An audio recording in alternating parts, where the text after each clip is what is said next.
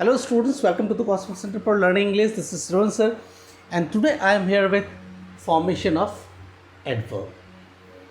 So far we have learned what is an adverb, means definition of adverb, kinds of adverbs, and uses of adverb.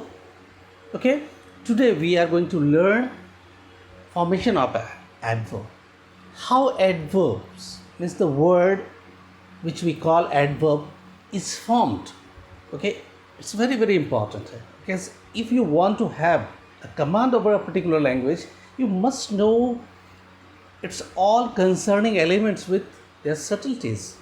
ठीक है, कि अगर किसी भाषा पर आपको मास्टरी, ठीक है, प्राप्त करना है, उस पर एक कमांड लाना है, तो ज़रूरी है कि उसके सारे संबंधित, ठीक है, तत्वों को जाने और उसकी सूक्ष्मता, उसकी बारीकियों को भी जाने. ठीक है, बहुत सारे ऐसे वर्ड जो भी मैं बताने जा रहा हूँ आप पहले से जानते हो, आप इस्तेमाल भी करते हो, लेकिन क्यों करते हो, कैसे करते हो, क्या उसका अर्थ होगा, शायद ये पता नहीं. ठीक है, तो इसमें गलतियाँ होती हैं, इसलिए बहुत ज़रूरी है कि हम सारी चीज़ों को, और जब मैंने कहा है वो शुरुआत में ही कि a complete package of English learning, उसकी मैं एक छोटे से छोटे पहलू को भी नहीं छोड़ूंगा, और जो मैक्सिमम उसके जो एडवांस लेवल की चीज़ें हैं वो भी. तो इसलिए आप वीडियो देखना नहीं छोड़ेंगे. ठीक है, और वीडियो को कंप्लीट देखेंगे, लाइक करना और सब्सक्राइब करना भी नहीं भूलेंगे.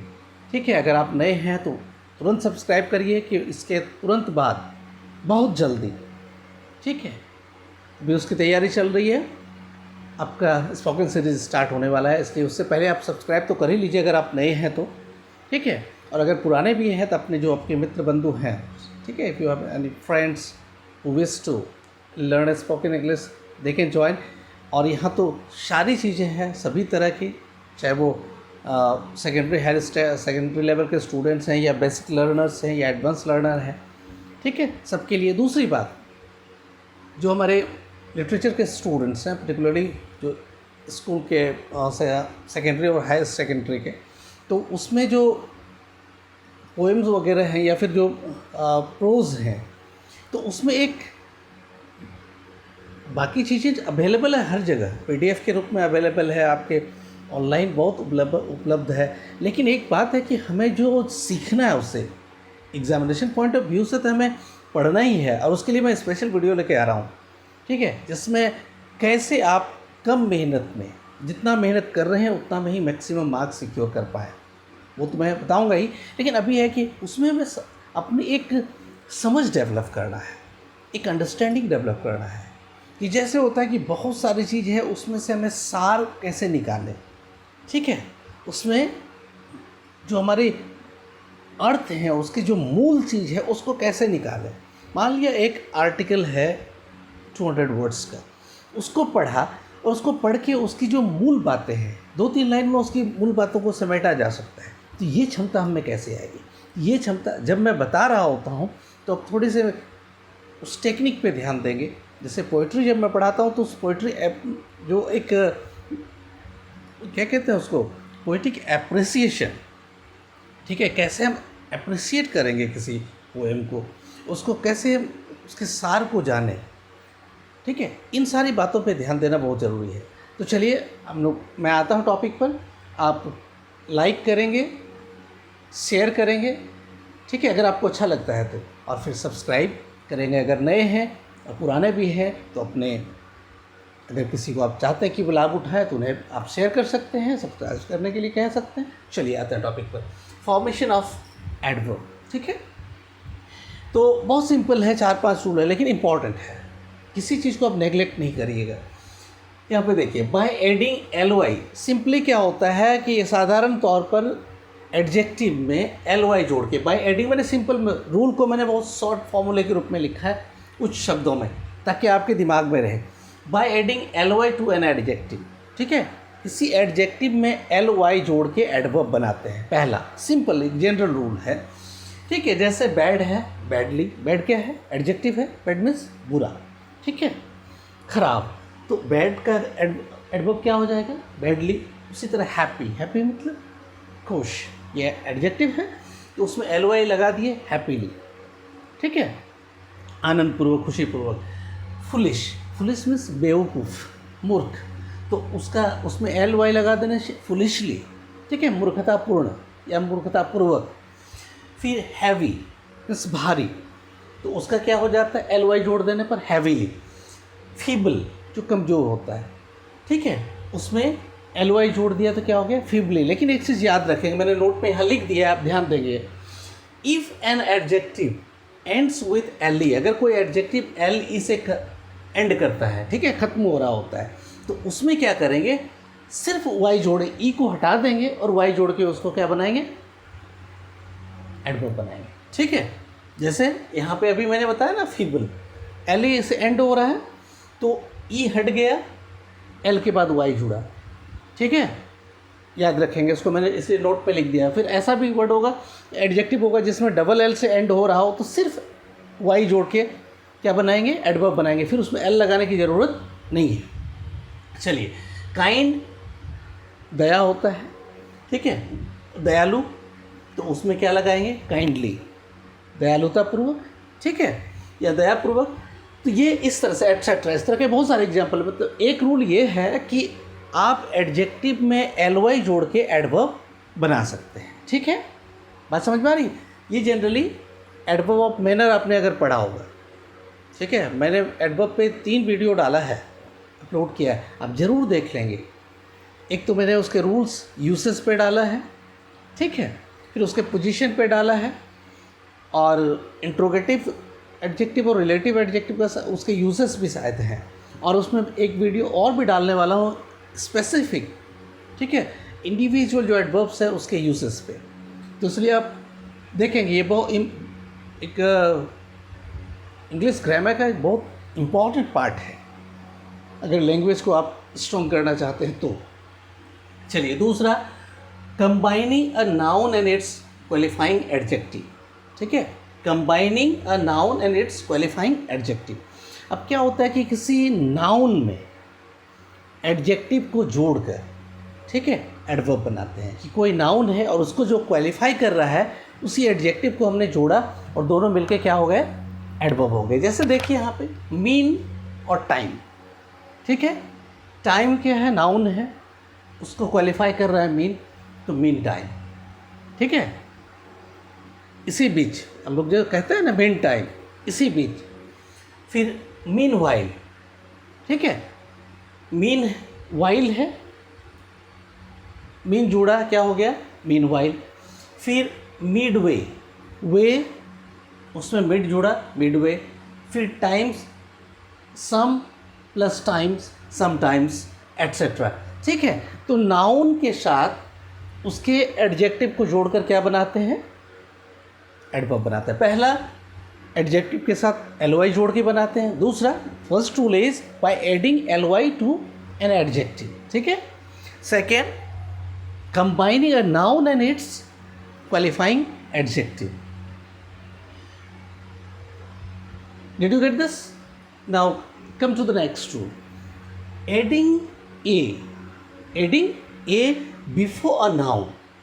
किसी नाउन के पहले ए लगा के आप एडवर्ब बना सकते हो।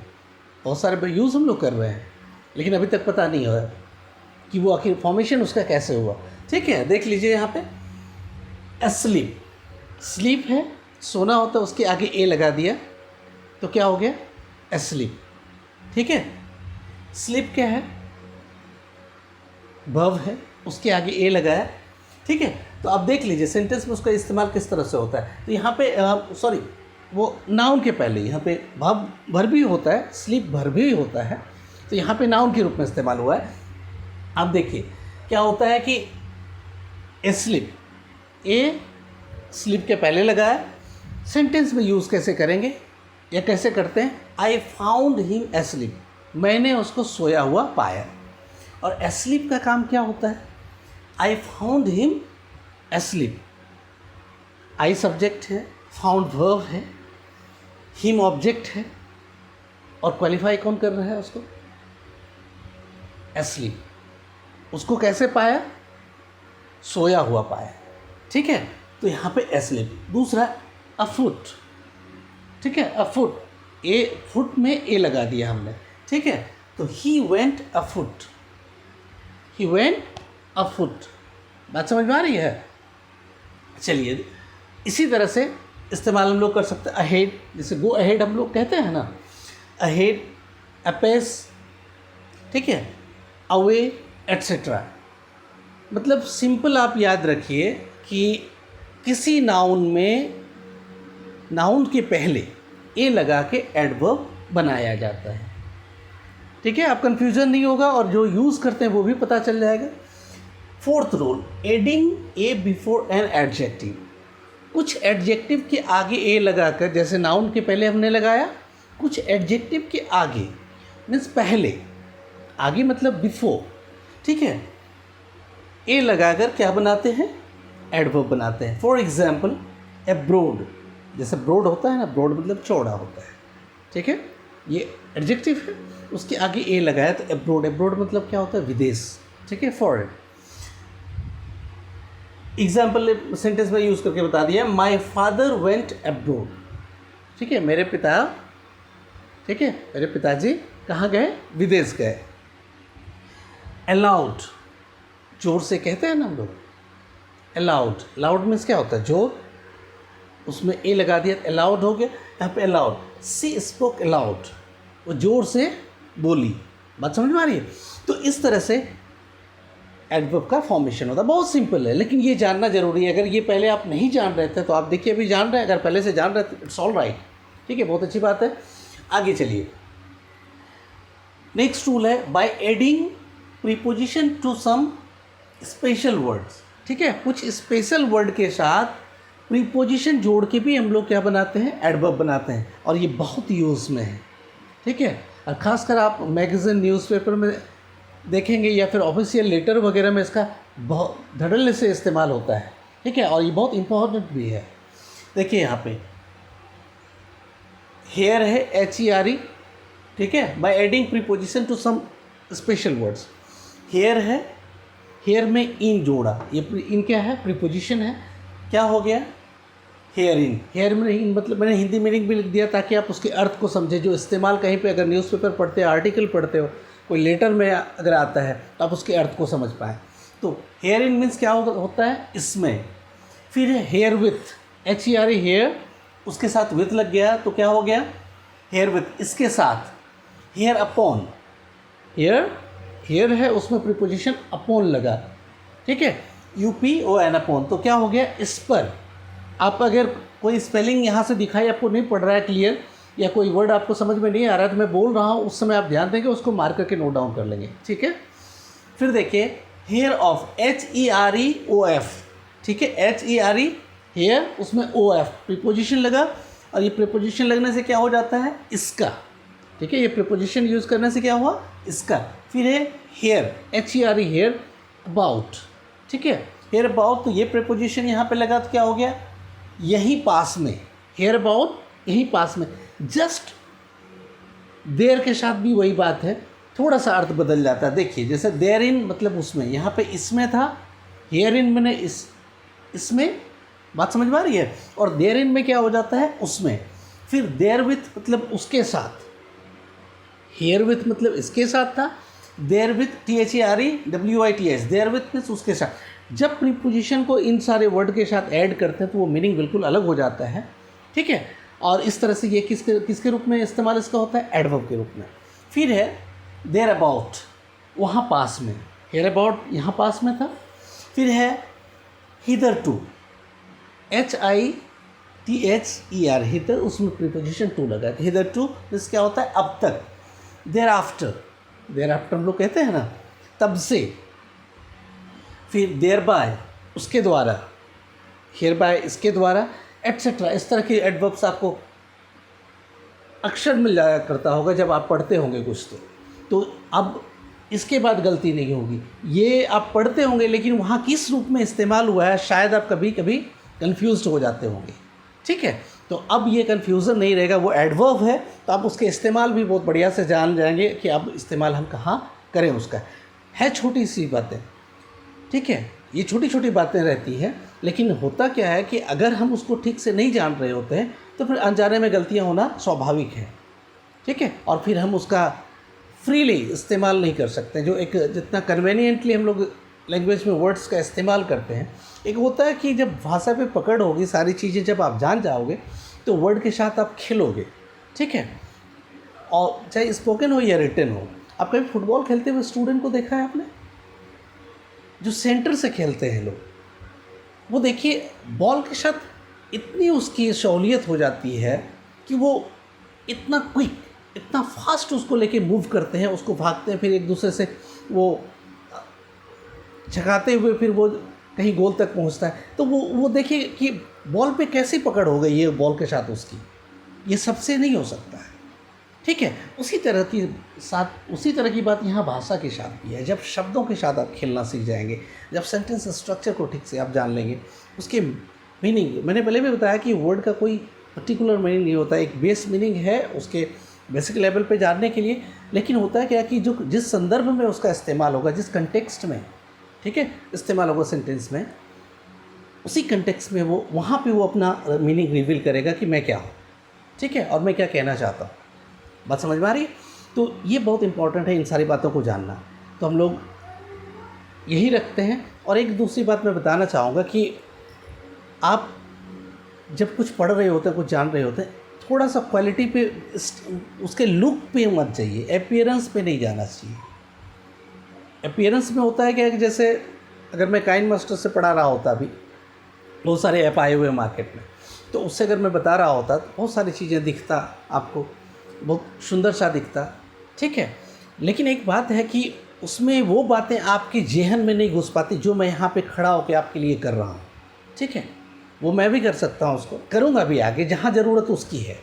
अब मैं प्रोज़ जब पढ़ाने लगूँ तो प्रोज़ पढ़ाने में फिर इस तरह से नहीं हो सकता है, ठीक है। उसके लिए ज़रूरत है कि पोएम क्या है कि पोएम कुछ स्टेंजा के होते हैं, और उसको ये बताना, इस तरह से बताना जितना अच्छा लगता है और जितने आपके जेहन में आएंगे, जितना समझ पाएंगे, वैसे उसमें समझ में नहीं आएगा, ठीक है। लेकिन अगर प्रोज है तो उसमें इस्तेमाल, लेकिन क्या है कि आप उस सुंदरता के चलते जो हमें जानना है, जो हमें लाना है, ठीक है, वो चीज़ें नहीं आ पाएगी, वो अपना आपका नहीं हो पाएगा। वो जैसे मार्केट में रेडीमेड चीज़ें होती है ना, कि हम कुछ ख़रीदा खाया बात ख़त्म हो गया, वो स्वास्थ्य के लिए भी अच्छा नहीं होता है। उसी तरह से जो मैं इस तरह से बता रहा हूँ, इसके पीछे भी कारण है कि वो डायरेक्ट इंटरेक्शन होता है।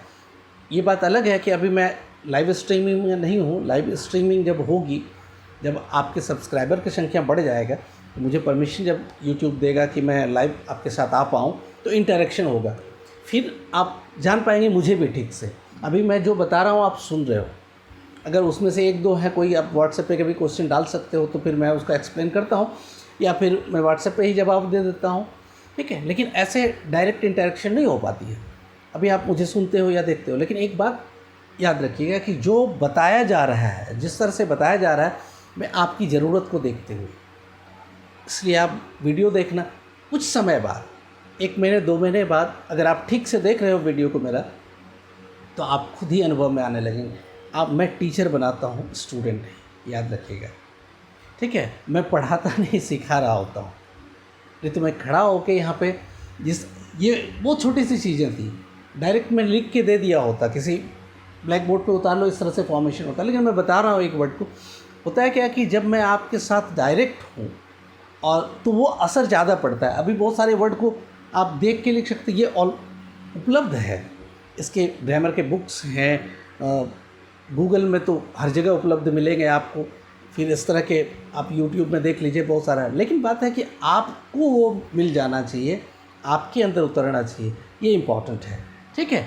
इसके लिए फिर ये ज़रूरी है कि हम एक दूसरे के सामने आएँ, तो इसलिए मैं इस तरह से वीडियो बनाता हूँ।